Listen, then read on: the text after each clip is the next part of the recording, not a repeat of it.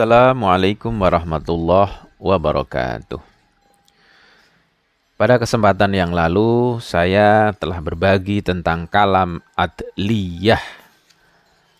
Pada kesempatan kali ini, saya ingin membahas kalam secara tematik, yaitu berkenaan dengan tafwid.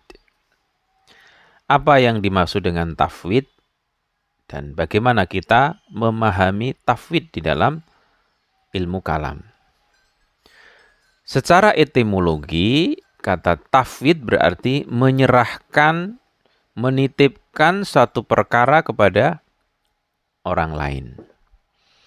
Namun, di dalam pembahasan agama dan akidah, ada dua macam tafwid. Yang pertama, tafwid manusia kepada Allah Subhanahu wa ta'ala.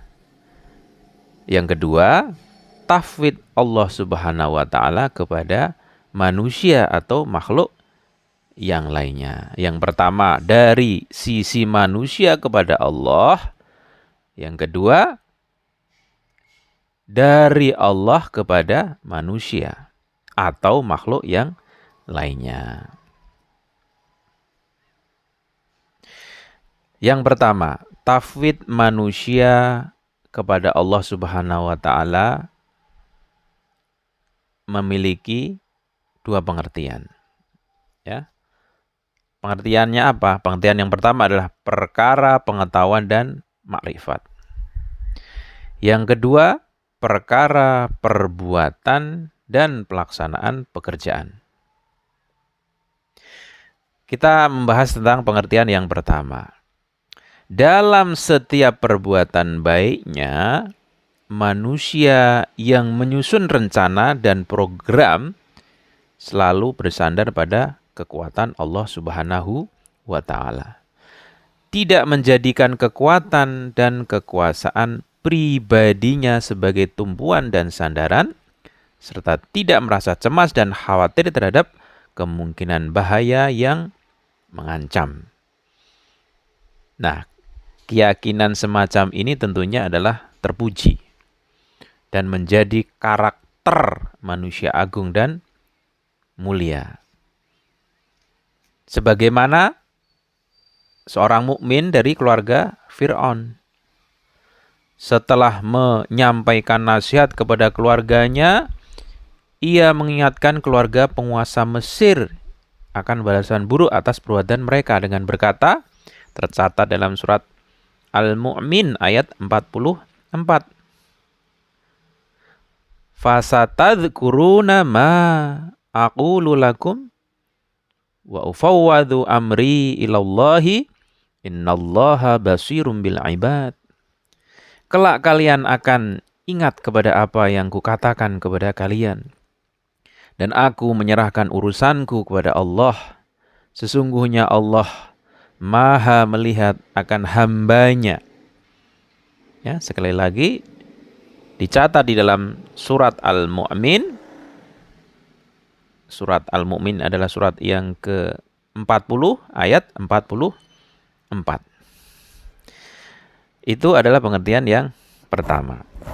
Tafwid manusia, tafwid selanjutnya adalah tafwid manusia kepada Allah dalam perkara pengetahuan dan makrifat. Nah, tafwid manusia kepada Allah dalam perkara pengetahuan dan makrifat ini berhubungan dengan pengertian mutasyabihat kalam ilahi dan sifat Allah Subhanahu wa ta'ala dan memiliki dua bentuk. Mutasyabih tahu kan seperti pelajaran atau kajian sebelumnya, mutasyabih itu adalah menyerupakan Allah dengan makhluknya. Oke. Saya ulangi lagi.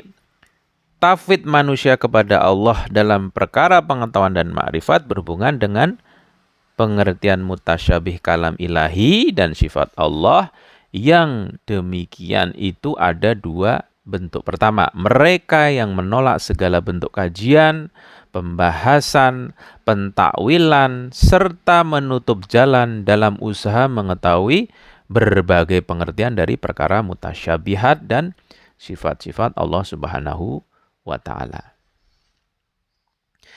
Dan ini ya, metode ini dipakai oleh sebagian mazhab kalam di dalam Islam. Yang kedua, setelah manusia memikirkan, mengkaji keterangan, pengertian, dan objek-objek Al-Quran, namun mereka tidak menganggap hasil dari usaha tersebut sebagai pengertian sejati dan maksud asli dari firman Allah Subhanahu wa taala. Mereka mengakui keterbatasan pengetahuan dan makrifatnya, serta menyadari bahwa keterbatasan jiwa pikirannya tidak akan pernah mampu mengetahui berbagai hakikat dan kesempurnaan zat Allah Subhanahu wa taala yang tidak terbatas. Nah, yang kedua ini berusaha ya mengetahui ayat-ayat yang mutasyabih dan sifat-sifat Allah, tetapi tidak memutlakkan pandangannya. Ya. Mereka mengetahui keterbatasan pengetahuan dan ma'rifatnya dalam memahami ayat-ayat mutasyabih dan sifat-sifat Allah Subhanahu wa taala. Kalau yang pertama betul-betul menutup. Nah, inilah pengertian tauhid dalam perkara pengetahuan dan makrifat yang merupakan karakteristik dari manusia sempurna. Nah, yang kedua ini. Sebagaimana Rasulullah ya yang bermunajat kepada Allah Subhanahu wa taala, ma arafnaka haqqa ma'rifatika. Kami tidak mampu mengetahuimu sebagaimana pengetahuanmu yang sebenarnya atas zatmu. Yakni pengetahuan dan makrifat kita sekalipun tinggi dan sempurna, tetapi tidak dapat menyamai pengetahuan Allah yang maha mengetahui hakikat zat dan sifatnya. Nah, orang-orang ini ya dicatat di dalam Al-Quran sebagai yang dibersihkan dari dosa atau al-mukhlasin. Kenapa demikian? Karena penetapan mereka, ya penetapan sifat Allah itu disertai dengan penolakan, disertai dengan penolakan terhadap tasbih. Bukan penetapan tanpa penolakan yang meniscayakan tasbih. Dan tidak pula penolakan tanpa penetapan yang meniscayakan taktil. Menolakan itu maksudnya menolak sifat-sifat Allah. Kemudian tidak menetapkan. Kalau tidak menetapkan sama sekali, bisa jadi keniscayaan Allah Subhanahu wa taala juga, keniscayaan keberadaan Allah juga tidak akan terjadi. Nah, Allah Subhanahu wa taala mendukung pengetahuan dan makrifat yang seperti ini. Sebagaimana surat As-Saffat 159 hingga 160. Subhanallahi amma yasifun illa ibadallahil mukhlasin. Maha suci Allah dari apa yang mereka sifatkan, kecuali hamba-hamba Allah yang dibersihkan dari dosa. Pembahasan selanjutnya adalah tauhid Allah kepada manusia. Yang pertama adalah tauhid manusia kepada Allah. Tauhid dari sisi Allah kepada manusia ada 2 poin di sini, ada 2 perkara. Pertama adalah perkara syariat, bahwa tauhid dari Allah kepada manusia pada perkara syariat ini memiliki beberapa bentuk atau perumpamaan. Ya, sekali lagi memiliki beberapa bentuk dan perumpamaan. Perumpamaannya seperti apa? Allah Subhanahu wa taala sama sekali tidak memiliki syariat dan manusia bebas untuk berbuat apa saja yang dikehendaki atau meninggalkannya. Keniscayaan dari perumpamaan seperti ini ya tentu adalah pengingkaran adanya prinsip kenabian dan syariat. Seseorang yang memiliki keyakinan ini kita bisa menyebutnya sebagai kafir. Kenapa? Karena meyakini Allah tidak memiliki syariat dan manusia bebas untuk berbuat apa saja yang dikehendaki atau meninggalkannya. Nah, perumpamaan yang kedua, penetapan syariat diserahkan kepada beberapa orang hamba Allah Subhanahu wa taala. Mereka diberi kebebasan untuk menetapkan syariat dan hukum bagi manusia berdasarkan kehendak dan keinginan mereka, tanpa bersandar pada wahyu dan ilham atau penjagaannya. Nah, perumpamaan seperti ini juga salah dan menyimpang. Kenapa? Karena syariat merupakan bentuk nyata. Bentuk nyata apa? Pemeliharaan Allah berasal dari Allah Subhanahu wa taala. Innal hukmu illa lillah dalam surat Yusuf ayat 40. Sesungguhnya hukum itu hanya milik Allah Subhanahu wa taala. Wa ma yantiqu 'anil hawa in huwa illa wahyu yuha. Dan tiadalah yang diucapkan itu Al-Qur'an menurut kemauan hawa nafsunya. Ucapannya tiada lain hanyalah wahyu yang diwahyukan kepadanya. Dalam surat Najm ayat 3 hingga 4. Perumpamaan yang ketiga.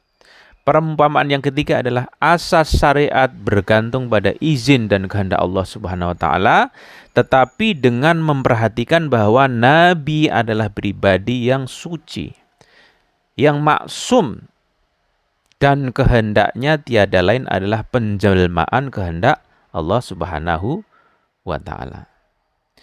Dengan berbagai alasan, diantaranya demi menunjukkan kemuliaan dan kehormatannya, maka Allah menyerahkan penetapan sebagian, sekali lagi, sebagian hukum syariat kepadanya.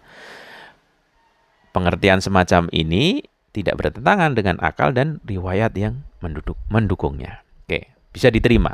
Perumpamaan yang ketiga.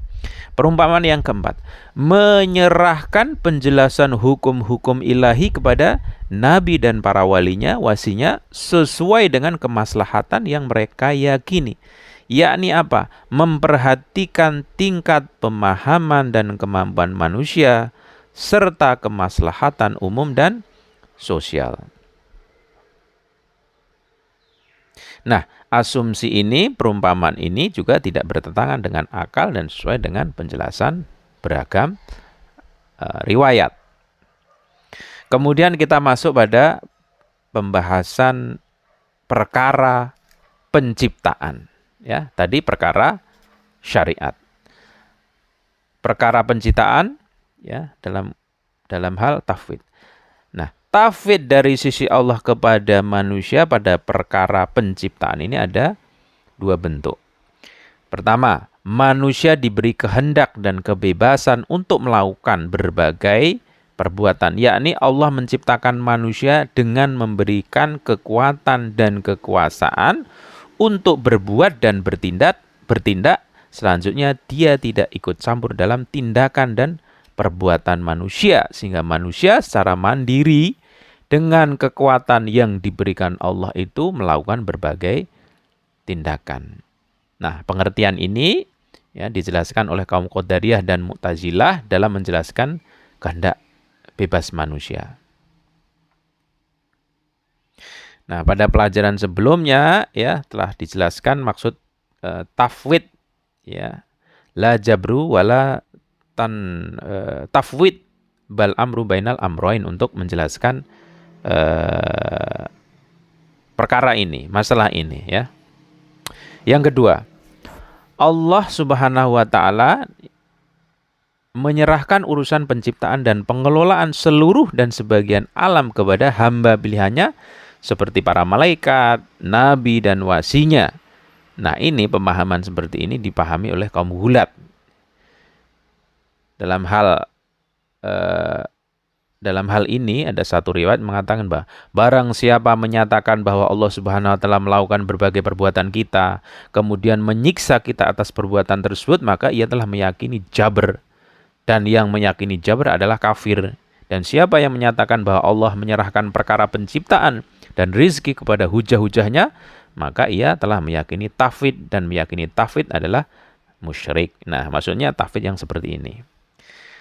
Nah, dengan memperhatikan keterangan tadi, penjelasan sebelumnya ya, bentuk tafwid ini dapat digambarkan secara singkat seperti ini ya.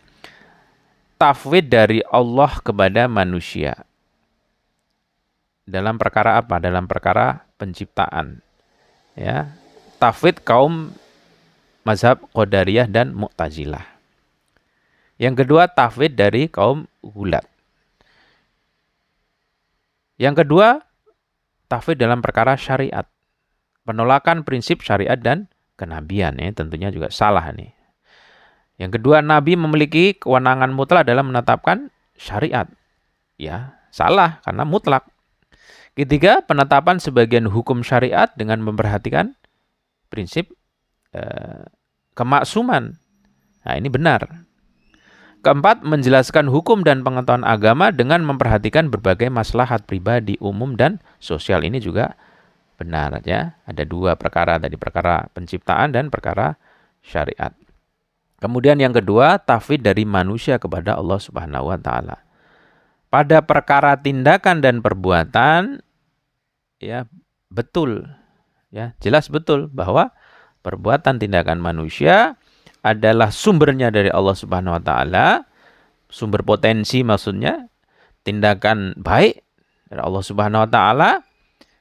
Dan ketika tindakan baik itu kita lakukan sesuai dengan syariat, maka sesuai dengan kehendak Allah Subhanahu wa taala. Tetapi perbuatan yang jahat kita tidak bisa menisbatkan pada Allah Subhanahu wa taala, dan Allah Subhanahu wa taala tidak akan terkurangi kekuasaannya. Allah Subhanahu wa taala kekuasaannya mutlak, tetapi juga tidak akan memberikan satu potensi kemudian mengarah pada perbuatan manusia yang dinisbatkan pada Allah Subhanahu wa taala. Seperti misalnya pengandian Allah Subhanahu wa taala, apakah bisa menciptakan satu benda terkecil di dunia sehingga Allah Subhanahu wa taala tidak bisa memasukinya? Atau mungkinkah Allah Subhanahu wa taala menciptakan suatu benda yang paling besar di seluruh dunia sehingga tidak bisa mengangkatnya? Atau misalnya, bisakah Allah Subhanahu wa taala menciptakan 2 tambah 2 sama dengan tidak 4? Artinya bisa 5 dan seterusnya. Itu adalah suatu yang mustahil, akan bertentangan dengan sunnatullah. Kemudian pada perkara tafwid dari manusia kepada Allah adalah perkara mengenal Allah Subhanahu wa taala dan sifatnya. Yang pertama, tidak memanfaatkan akal dalam usaha mengenalnya.